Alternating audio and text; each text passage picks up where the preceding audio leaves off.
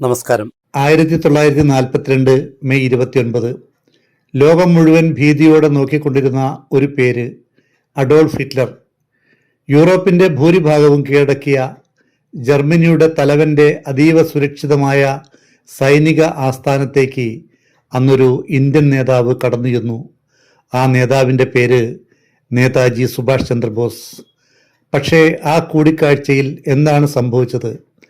Hitler നേതാജിയെ എങ്ങനെ സ്വീകരിച്ചു? നേതാജി ഹിറ്റ്ലറുടെ മുഖത്ത് നോക്കി പറഞ്ഞ ആ വാക്കുകൾ എന്തായിരുന്നു? ഇന്ത്യയുടെ സ്വാതന്ത്ര്യ സമരത്തിൻ്റെ ദിശ തന്നെ മാറ്റിയ ആ ചരിത്ര മുഹൂർത്തത്തിലേക്ക് നമുക്കൊന്ന് യാത്ര ചെയ്യാം. കൽക്കത്തയിലെ വീട്ടുതടങ്കലിൽ നിന്ന് രക്ഷപ്പെടുമ്പോൾ നാസി നേതാവ് അഡോൾഫ് ഹിറ്റ്ലറെ കാണുക എന്നത് നേതാജിയുടെ ലക്ഷ്യമായിരുന്നില്ല. എങ്ങനെയെങ്കിലും മോസ്കോയിലെത്തുക, ജോസഫ് സ്റ്റാലിനെ കാണുക, ഇന്ത്യയുടെ സ്വാതന്ത്ര്യത്തിനു വേണ്ടി സഹായം തേടുക എന്നൊക്കെയായിരുന്നു ലക്ഷ്യം.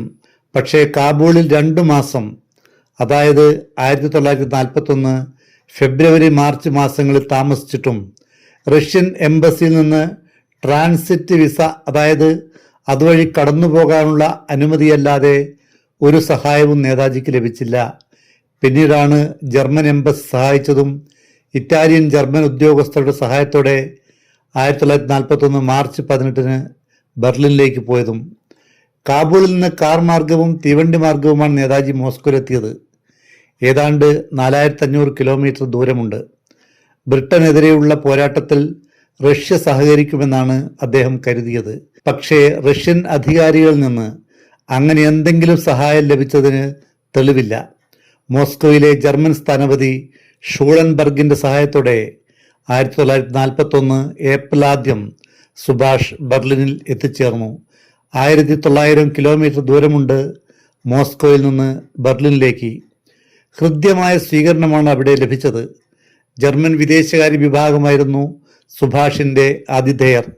താമസത്തിന് മികച്ച സൗകര്യങ്ങൾ ഏർപ്പെടുത്തി. ഏപ്രിൽ 3 തന്നെ തൻ്റെ ആവശ്യങ്ങൾ ജർമ്മൻ അധികാരികളെ അറിയിക്കാൻ വേണ്ടി സുഭാഷ് തയ്യാറാക്കി. ജർമ്മനി ആസ്ഥാനമായി ഇന്ത്യയുടെ പ്രവാസ സർക്കാർ രൂപീകരിക്കണം. അങ്ങനെ രൂപീകരിക്കുന്ന സർക്കാരിന് അച്ചുതണ്ട് ശക്തികളായ ഇറ്റലിയും ജർമ്മനിയും ജപ്പാനും നയതന്ത്ര അംഗീകാരം നൽകണം. തൻ്റെ ആവശ്യങ്ങളടങ്ങിയ നിവേദനം ഏപ്രിൽ 9 അദ്ദേഹം ജർമ്മൻ വിദേശകാര്യ വകുപ്പിലെ ജൂനിയർ സ്റ്റേറ്റ് സെക്രട്ടറി വോയർമാന് കൈമാറി.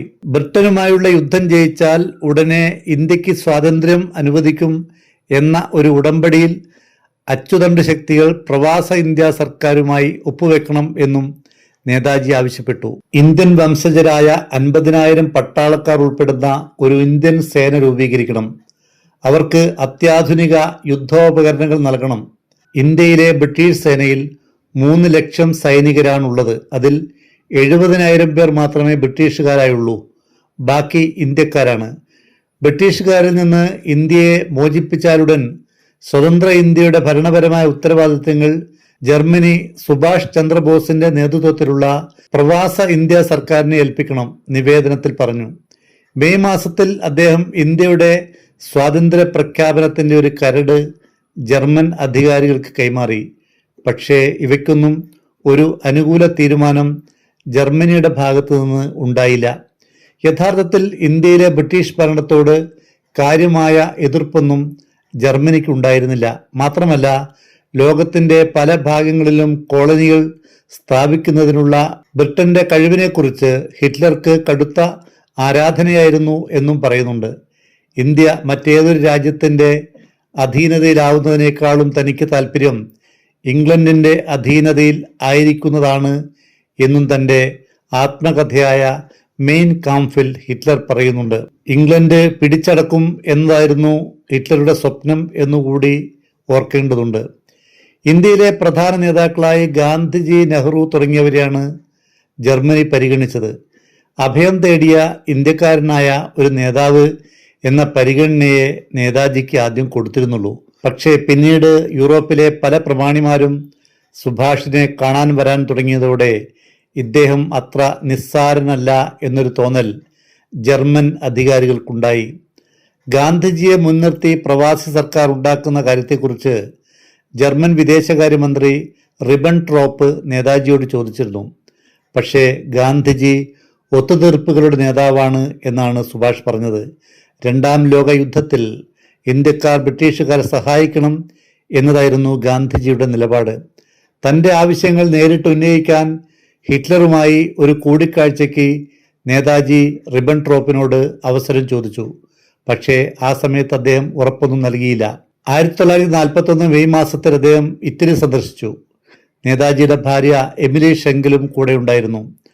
റോമിൽ ഇറ്റാലിയൻ വിദേശകാര്യമന്ത്രി സിയാനോയുമായി അദ്ദേഹം കൂടിക്കാഴ്ച നടത്തി. താനുണ്ടാക്കിയ ഇന്ത്യൻ സ്വാതന്ത്ര്യ പ്രഖ്യാപനത്തിൻ്റെ കരട് സിയാനോയുമായി ചർച്ച ചെയ്തു. മുസോളിനിയുമായി നേരിട്ട് ചർച്ചയ്ക്ക് സിയാനോ അവസരമുണ്ടാക്കി കൊടുത്തു.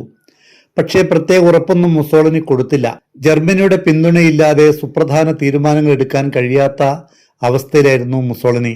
തൻ്റെ ശ്രമങ്ങൾക്ക് അനുകൂല ഫലം കാണാതെ സുഭാഷ് വിഷമിച്ചിരിക്കുമ്പോഴാണ് 1941 ജൂൺ 22 ജർമ്മനി സോവിയറ്റ് യൂണിയൻ ആക്രമിച്ചത്. സുഭാഷിനെ ഞെട്ടിച്ച സംഭവമായിരുന്നു അത്. സോവിയറ്റ് യൂണിയനെ ആക്രമിക്കുന്നതിനെതിരായിരുന്നു അദ്ദേഹം. ബ്രിട്ടീഷ് സാമ്രാജ്യത്തെ തകർക്കണമെങ്കിൽ സോവിയറ്റ് യൂണിയനുമായുള്ള ബന്ധത്തിൽ നിലവിലുണ്ടായിരുന്ന അവസ്ഥ തുടരണമെന്ന അഭിപ്രായമായിരുന്നു നേതാജിക്ക്. ഇന്ത്യയിൽ അത് ജർമ്മൻ വിരുദ്ധ വികാരത്തിന് തീവ്രത പകരും എന്നും നേതാജി റിബൻട്രോപ്പിന് എഴുതി. ഇതിൻ്റെ ഗുണം കിട്ടുക ബ്രിട്ടീഷുകാർക്കായിരിക്കും. റഷ്യയുമായി യുദ്ധം തുടങ്ങിയതോടെ നേതാജിയോട് കുറെ കൂടി അനുകൂലമായ നിലപാട് ജർമ്മനി സ്വീകരിച്ചു. നാസി യുദ്ധ പ്രചാരണ പ്രവർത്തനങ്ങൾക്ക് നേതാജിയുടെ സഹായം ഉപയോഗിക്കുക എന്നതായിരുന്നു അവരുടെ ലക്ഷ്യം. അതുകൊണ്ട് നേതാജിയുടെ കുറെ ആവശ്യങ്ങൾ അവർ അംഗീകരിച്ചു. സംഗതി നേതാജിക്ക് മനസ്സിലായെങ്കിലും അദ്ദേഹം ഒന്നും അറിയാത്തതുപോലെ പെരുമാറി. ജർമ്മൻകാരെ പ്രകോപിപ്പിച്ചുകൂടാ, എങ്ങനെയെങ്കിലും ഇന്ത്യയുടെ സ്വാതന്ത്ര്യം നേടണം എന്നത് മാത്രമായിരുന്നു അദ്ദേഹത്തിൻ്റെ ലക്ഷ്യം. 1941 നവംബറിൽ സുഭാഷ് ചന്ദ്രബോസ് ബെർലിനിൽ സ്വതന്ത്ര ഇന്ത്യ കേന്ദ്രം ഫ്രീ ഇന്ത്യ സെന്റർ സ്ഥാപിച്ചു. 1941 നവംബറിൽ നടന്ന സ്വതന്ത്ര ഇന്ത്യ കേന്ദ്രത്തിൻ്റെ ആദ്യത്തെ ഔദ്യോഗിക യോഗത്തിൽ സുപ്രധാനമായ ചില തീരുമാനങ്ങൾ എടുത്തു. ജയ് ഹിന്ദ് ആയിരിക്കും പ്രസ്ഥാനത്തിൻ്റെ ഔദ്യോഗിക അഭിവാദനം. ജനഗണമന ദേശീയ ഗാനമായും ഹിന്ദി രാഷ്ട്രഭാഷയായും തീരുമാനിച്ചു. സുഭാഷ് ചന്ദ്രബോസിനെ നേതാജി എന്ന് അഭിസംബോധന ചെയ്യാനുള്ളതായിരുന്നു മറ്റൊരു തീരുമാനം. ബെർലിന് പിന്നാലെ റോമിലും പാരീസിലും സ്വതന്ത്ര ഇന്ത്യ കേന്ദ്രങ്ങൾ സ്ഥാപിക്കപ്പെട്ടു. ബ്രിട്ടീഷ് വിരുദ്ധ പ്രചാരണത്തിന് സുഭാഷ് ചന്ദ്രബോസിന്റെ നേതൃത്വത്തിൽ ആസാദ് ഹിന്ദ് റേഡിയോ തുടങ്ങി. വിവിധ ഇന്ത്യൻ ഭാഷകളിൽ റേഡിയോ പ്രക്ഷേപണ പരിപാടികൾ തുടർന്നു. റേഡിയോയിൽ നേതാജിയുടെ ശബ്ദം മുഴങ്ങി. ഇന്ത്യയുടെ സ്വാതന്ത്ര്യം വിദൂര സ്വപ്നമല്ല, അതിനായി നാം പോരാടണം. ആ സന്ദേശങ്ങൾ ഇന്ത്യയിൽ രഹസ്യമായി കേൾക്കപ്പെട്ടു. ലോകത്തിൻ്റെ വിവിധ ഭാഗങ്ങളിൽ ആസാദ് ഹിന്ദ് റേഡിയോയിലൂടെ സുഭാഷിൻ്റെ സന്ദേശങ്ങളെത്തി. അദ്ദേഹത്തിൻ്റെ പ്രസംഗങ്ങൾ ആവേശത്തോടെ ജനം സ്വീകരിച്ചു. അവർ അതിനുവേണ്ടി കാത്തിരിക്കാൻ തുടങ്ങി. ആസാദ് ഹിന്ദ് റേഡിയോ പ്രക്ഷേപണം തുടങ്ങിയതോടെയാണ് സുഭാഷ് ചന്ദ്രബോസ് ജർമ്മനിയിലുണ്ട് എന്ന വിവരം ബ്രിട്ടീഷുകാർക്ക് ഉറപ്പായത്. നേതാജിയുടെ പ്രവർത്തനങ്ങൾക്ക് ആവശ്യമായ പണം ജർമ്മൻ ഭരണകൂടം നൽകി. ഇത് വായ്പയായി കരുതിയാൽ മതിയെന്നും ഇന്ത്യ സ്വതന്ത്രമാകുമ്പോൾ തിരിച്ചു തരാമെന്നും നേതാജി അവരോട് പറഞ്ഞു. ജർമ്മൻ അധികാരികൾ സ്വതന്ത്ര ഭാരത സൈന്യമെന്ന സുഭാഷിന്റെ ആശയത്തോട് അനുകൂലമായ സമീപനം സ്വീകരിച്ചു.